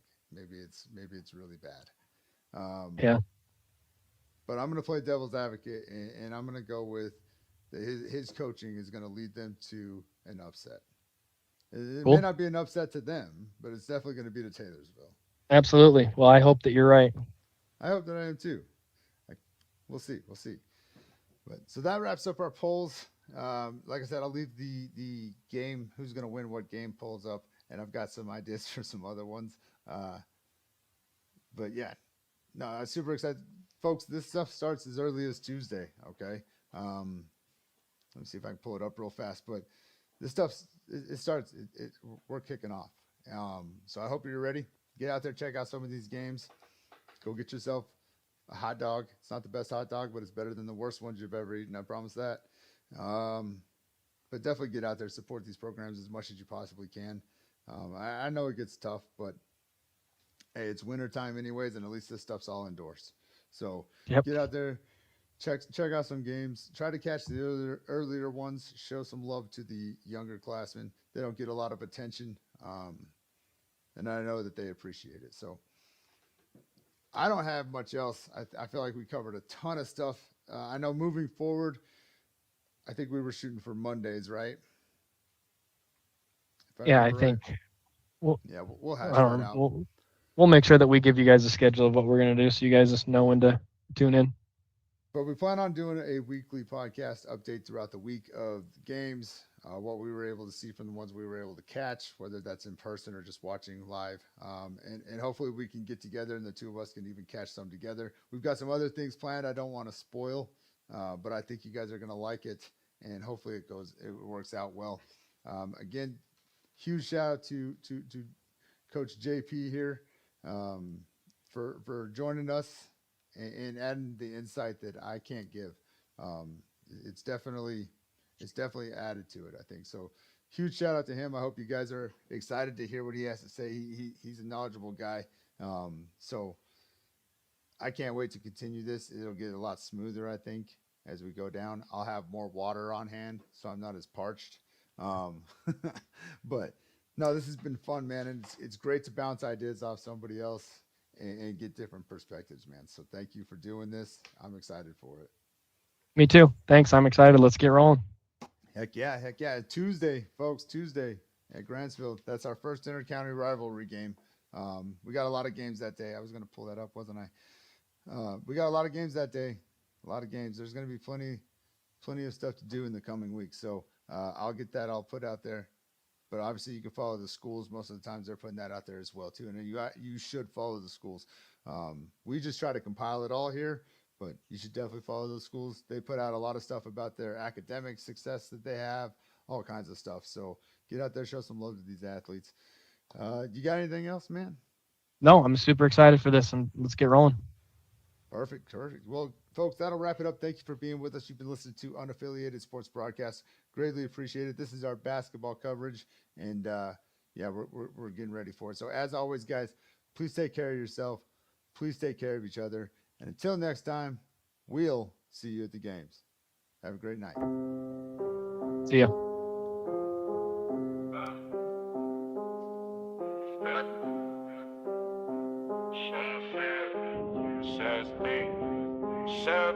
Can't do it like me, no you're not like me, often imitated. This is USB. Can't do it like me, no you're not like me, never duplicated. This is USB, often imitated.